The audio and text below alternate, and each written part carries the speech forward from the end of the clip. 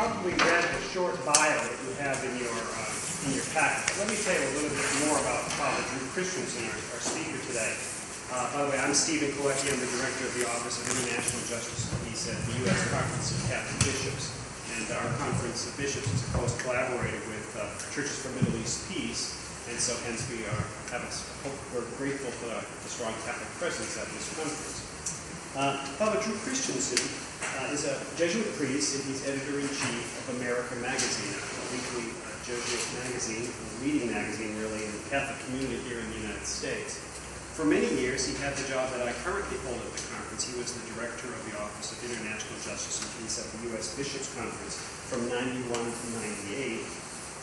He also served then subsequently as a counselor, because we really needed to continue to build upon his expertise after he left for Middle East issues for the conference, and particularly the focus on the Holy Land, and has been engaged in the Holy Land both with the Latin Patriarchate there and also with the Holy See in special roles to assist the Catholic community in its presence in the Holy Land and in the role the Church tries to play in the peace process there. He was the principal staff person for a very significant document that the U.S. bishops issued in '93 called "The Harvest of Justice is Sown in Peace." This was actually a follow-up at the 10th anniversary of the Challenge of Peace, the original peace pastoral that the bishops had written on the issues of war and peace. And he's a real expert in that area. So he brings together both a passionate concern for and presence to issues of the Middle East and deep and abiding knowledge and scholarship in the area of peace and war studies, which intersect with his journalistic skills in being a strong, articulate advocate for peace. The topic that he's going to speak on today is looking at peace within your walls, Catholic views of Jerusalem. And he'll be able to tell you about that from the inside, since he's been on the inside both at the Holy See and also at the Latin Patriarchate and here at the Bishops' Conference, exploring the issue of Jerusalem and what solutions to the sharing of Jerusalem would be helpful for all the three faiths that have an interest, obviously, in that sacred city, and also for the two peoples that ultimately will need to share it. So, without further ado, Father Drew Christiansen. Thank you, Steve. And I'll let Steve know that I'm going to ask him to follow up immediately on my finishing with any updates that the Bishops' Conference has on the activity that they're carrying out on Jerusalem. And do you all have the handouts? Just so they're handy, that there's a chronology and it's also a glossary of terms. Because sometimes people get lost in this field of especially Holy See documents and Holy See actions on foreign affairs. So I thought it'd be useful for you to have those handouts. In Jerusalem, there's a diplomatic position that has a special kind of status. It's the position of Consul General. Phil Wilcox, who's the president of Foundation for Middle East Peace, is giving one of the parallel workshops to this one. He's a former Consul General in Jerusalem. And in a period when the Ottoman Empire was in decline and the European colonialism was really advancing very strongly, the role of the Consul Generals in Jerusalem was a very strong one. And including in the 1870s, leading up to what's technically known as the Consuls' War, because the rivalries between the different European states as to who would influence the Turks and so on was very alive at that point.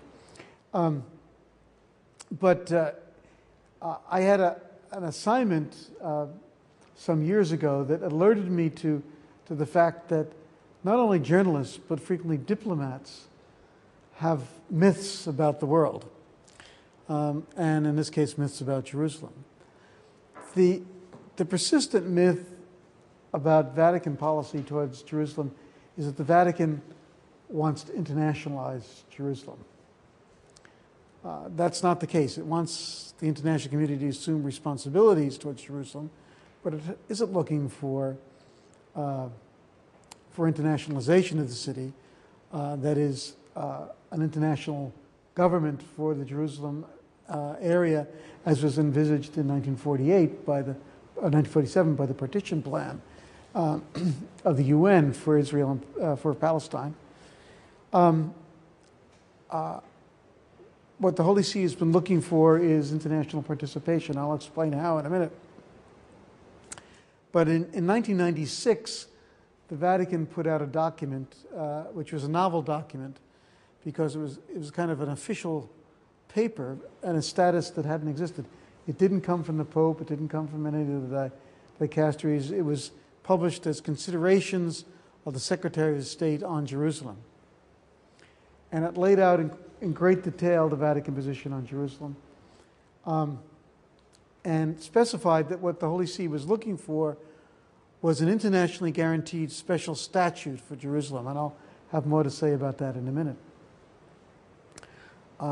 I stopped off in Rome on my way to the Holy Land that fall.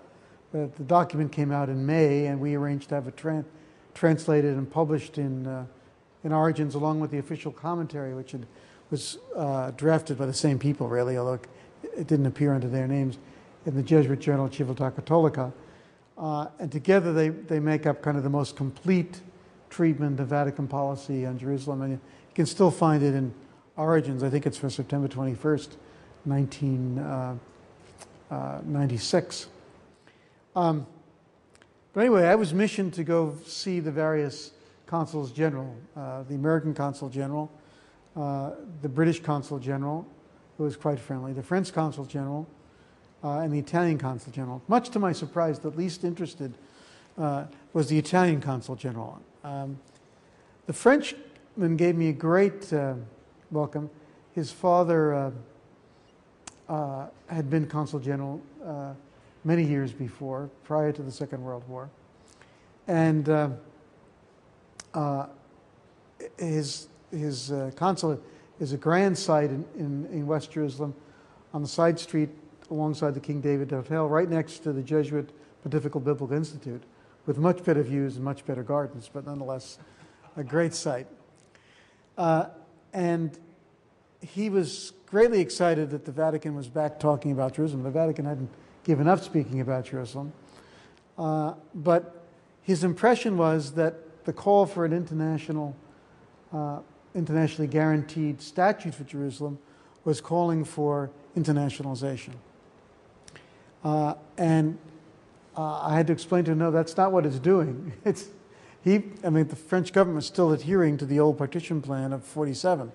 And he thought this was kind of an endorsement of that plan. And the Vatican had abandoned that many years before, at the time of the Six-Day War, the 40th anniversary, which is next month. So if you read most newspapers, when it comes up to discuss the Vatican position on Jerusalem, they will always appeal to traditional Vatican position on internationalization. Diplomats, too, will have that as kind of the tape in their heads. But that's not the Vatican position. The Vatican is looking for a special statute that would be internationally guaranteed and enforceable under international law for Jerusalem. And I'll explain that history. As I see it, since 47, there have basically been 5 stages in the development of policy by the Holy See, by the local church, the Assembly of Catholic Ordinaries of the Holy Land, the heads and the patriarchs and heads of churches in Jerusalem, which is an ecumenical group, and also the Episcopal conferences as they've supported the church in Jerusalem. And these are the 5 stages. This first, 1948, the stage of internationalization, and the designation of Jerusalem as what's called a corpus separatum, a separate entity governed by an international body. In 1967, following the Six-Day War, the Holy See enunciated a new position that people didn't catch on to, but nonetheless, it was the first time they announced that they wanted a special internationally guaranteed statute, a treaty basically, or some kind of international law that would govern the way that the city was dealt with. In 1990,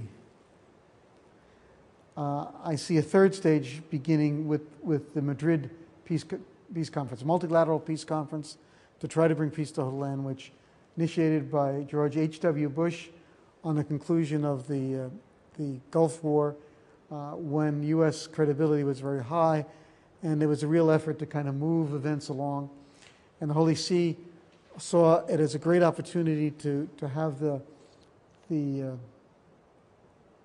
its position kind of advanced, but also given its experience and the experience of the local church, began to enrich that concept. That's the third stage. In 1996, you have the final status talks, or as they said this morning, the permanent status talks, were due to begin under Oslo. That is 3 years after the signing of the Oslo Agreement in September 93. Talks were to begin on resolving the final issues, including Jerusalem. And that's the time when the Vatican publishes the document considerations of the Secretary of State on Jerusalem and the accompanying commentary in Civiltà Cattolica. And a whole series of things begin. Fifth is the most recent stage in 2000. You have Camp David II, basically, the Clinton effort at a peace process in Camp David, and one of the issues on which it comes a cropper is the settlement for Jerusalem. And then you have a whole series of events, including the wall, which established new facts on the ground, and you get new concerns articulated by people because of the increasing separation of East Jerusalem from the rest of the Palestinian territories and the occupation of Palestine. So those are the 5 stages. The first stage really is the simplest, and I won't linger on that, but it's the one that people go back to,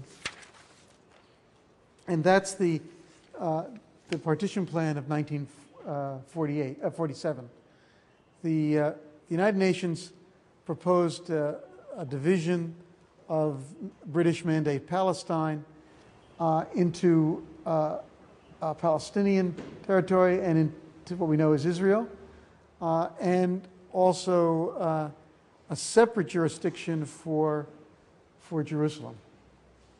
The separate jurisdiction would have been governed by an international body, and as a result of the Arab-Israeli War and the Israeli independence and the division of Jerusalem by Jordan at that time and Israel, that particular proposal never came to be. So in 1967, you have the Six-Day War. Israel captures the old city of Jerusalem and East Jerusalem, and within a short time has annexed it. And by 1980, the Knesset has proclaimed Jerusalem to be the capital. The capital had been in Tel Aviv. 67 is when Paul VI responds to the changing political situation by asking for special consideration for Jerusalem in what he calls a special internationally guaranteed statute. Now, why a statute? The first is that he wanted the future of Jerusalem as a holy city to be beyond the kind of dictation of one power or a set of powers.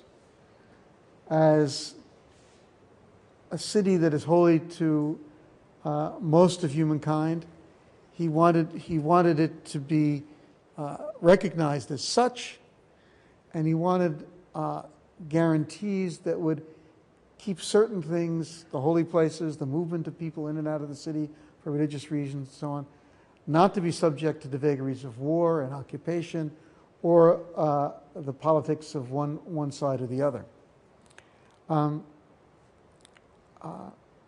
Jews have been excluded from the Old City and the Jewish holy sites in the Old City under the Jordanians. Access was difficult for many people in that period because of the kind of unresolved conflict that existed from 48 to 67.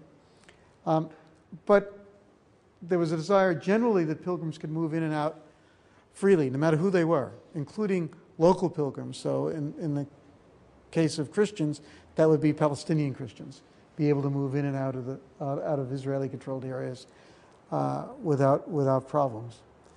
In addition, he articulates for the first time that his concern is for the city. This is described more fully, but never nailed down as to precisely what territory. But he says explicitly it's more than a holy sites.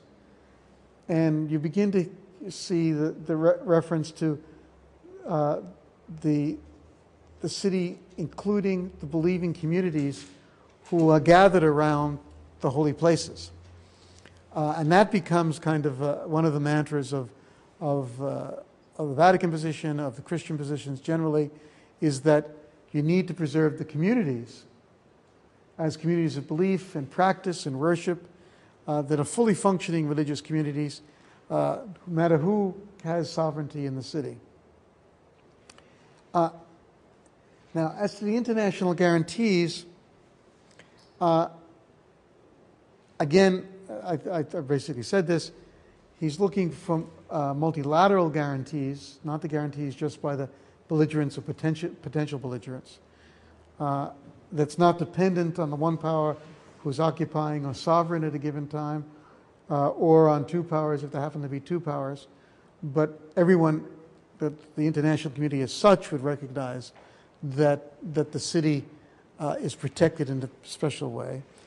And lastly, that access to the sea not be closed off even in time of hostilities, which is asking a lot, I think, but that's nonetheless part of the demand. In 1990, you have a shift in the situation.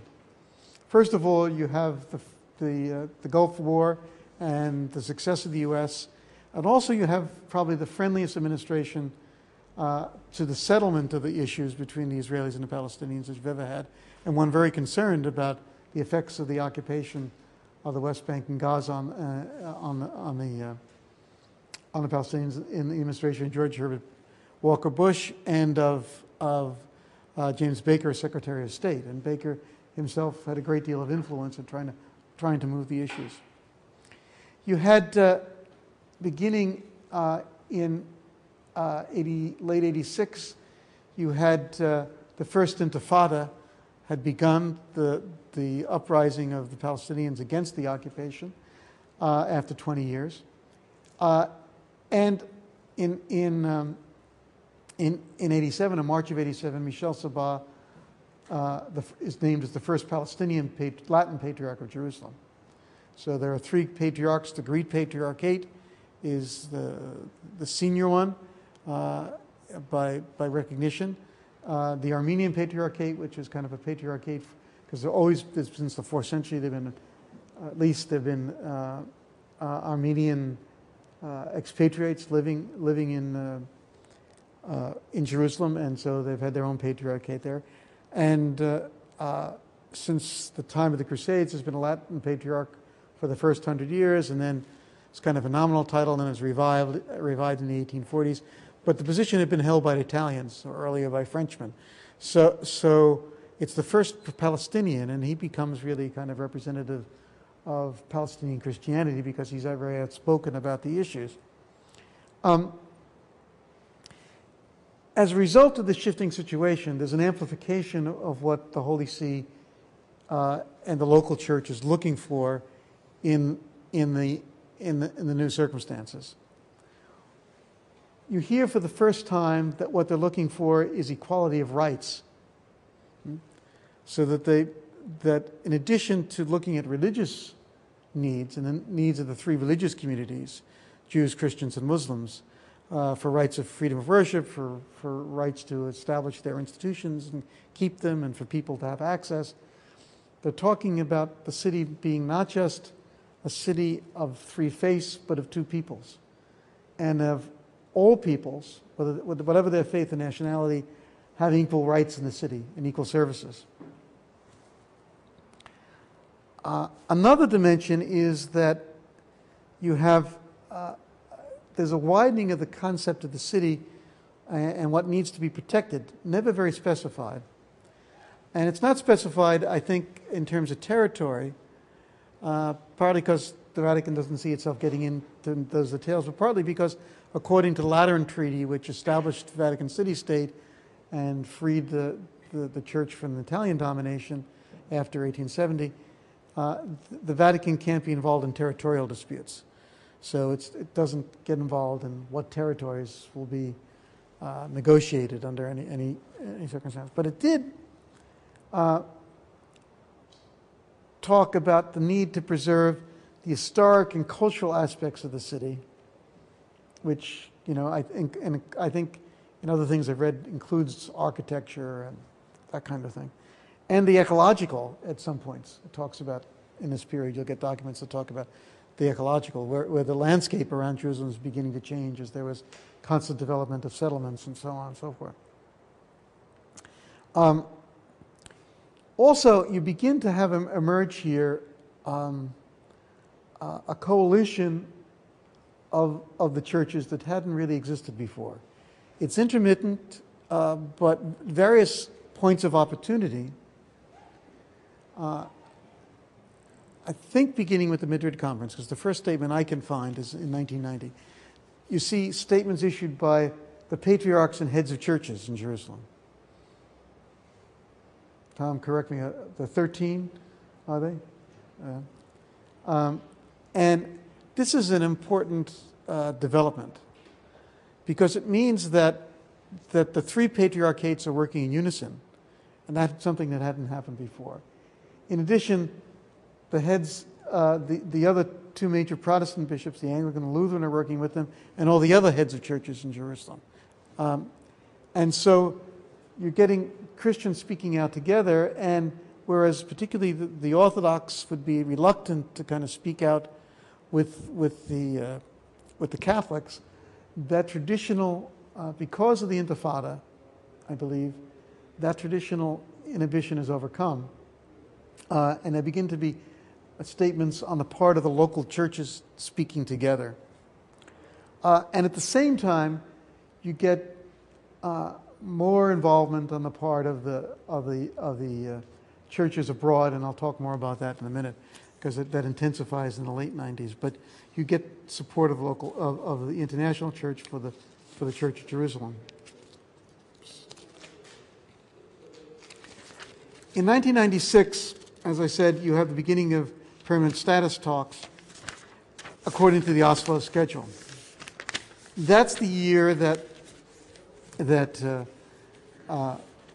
Holy See, 96, publishes the considerations of the Secretary of State and then the commentary on it in Civiltà Cattolica, and begins diplomacy. And I had a small role in kind of talking to the consuls general about that. But then in 1990, let me get this right now, 98, the Vatican holds a special meeting in Jerusalem at the Patriarchate for heads of episcopal conferences or the representatives in Jerusalem. And the principal spokesperson there is Archbishop Jean-Louis Taurin, who's the Vatican foreign minister at the time. And he gives an address on Jerusalem, recapitulating much of what's gone on before. But the piece that catches the greatest news at that point is that he makes very clear that from the moral point of view, although they can't talk about final territorial boundaries or anything, that he views the occupation of East Jerusalem as illegal under international law. And that's kind of what made the headlines in the Israeli press, certainly. At that same meeting, the presidents of the Episcopal conferences of Europe and the Americas came together and agreed to form became known as the Coordination of Bishops' Conferences for Support of the Church in the Holy Land. I had left the Bishops' Conference in the winter. In the spring, as part of my sabbatical, I had traveled around Europe for the Holy See, kind of chatting to different bishops' conferences and their staff, seeing whether we could pull this together. We met again in Brussels, and then the staffs met in Brussels, and then the presidents came together, and we invited the bishops from other parts of the world to sit in, but for logistical reasons, it's just impossible to try to coordinate them all in support of the Church in the Holy Land. So we worked with the leading European powers at the time, the Canadians and the Latin Americans. Latin Americans eventually never really got active. Canadians got very active. Britain got very active. France kind of participated in the margins. Italy participated in the margins. Scandinavia got very involved. Switzerland and Spain, and that became, along with Canada and the U.S. and Britain, which now leads the coordination in support of the churches of the Holy Land. So the Vatican was beginning to move beyond simply working with its diplomats to work with the bishops' conferences and others to begin to support its concerns for the final status resolutions. And then in 2000, you had the pilgrimage of Pope John Paul II to Jerusalem, and you had Camp David too, and which met in the late summer. And just a few days before Ariel Sharon went to the Temple Mount and the Second Intifada broke out, you had a big commotion because the patriarchs and heads of churches learned that that Arafat had agreed that the Armenian section of the old city would be ceded to the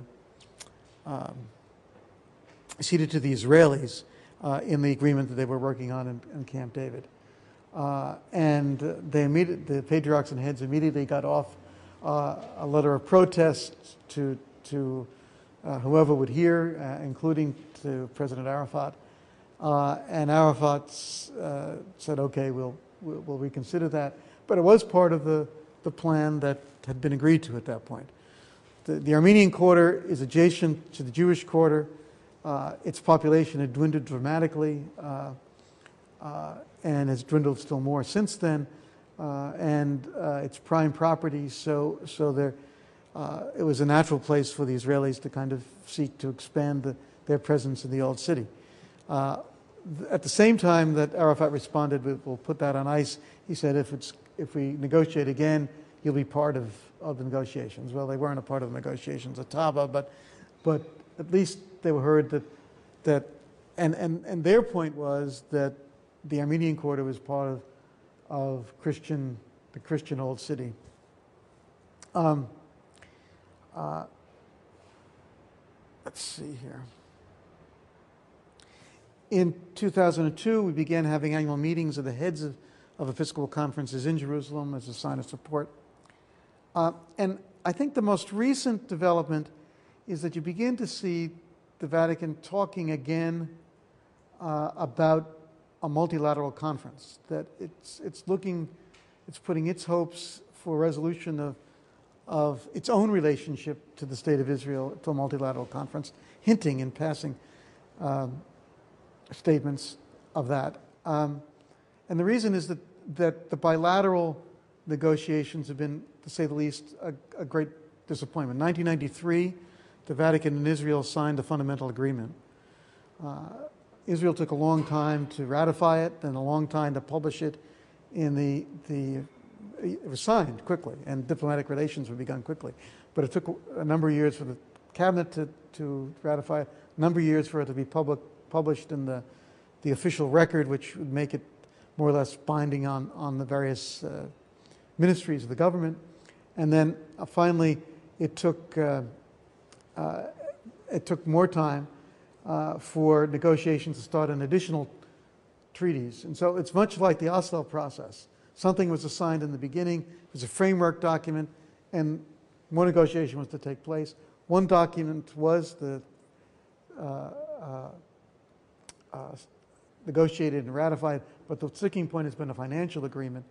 And in the meantime, the Israeli government has basically said the treaty is not binding in Israel because no legislation has been passed, because succession governments would not allow ministers of the government to testify to the Knesset about what the obligations were under international law. So no enabling legislation, as it's called, was passed. And subsequently, negotiations on the fiscal agreement have been delayed. There have been meetings held, and then parties have come and said, well, we don't have power to negotiate. And the latest meeting, was great fanfare, was requested to be held by the full negotiating body at the Vatican, and at the last minute it was canceled. Next one is scheduled for, I believe, the 12th of May, which surprises me because that would be Shabbat, but that's when it's scheduled. In any case, there's been a disillusionment with bilateral negotiation as a way to resolve issues. And so you see again talk of multilateral conference. The lengthiest explanation of that comes from Aryeh Cohen, who's an analyst for Asia News, a Catholic news service that deals with the Middle East and Asia in America back, maybe 3 months ago, and says a new treaty for the Holy Land, which really dealt with the bilateral relations. It didn't deal with the question of Jerusalem. But nonetheless, I think the signals are there that if there's to be, if this is going to be considered, that is the internationally guaranteed statute, the Vatican is looking for a new multilateral conference as the way that would take place.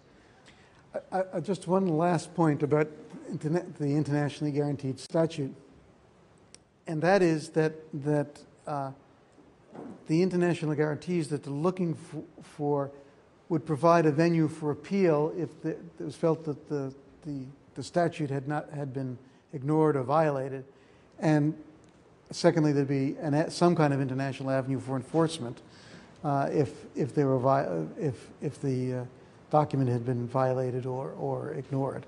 So that's one little wrinkle that came into view in the 90s that I failed to mention, I think. So with that, the floor is open for questions.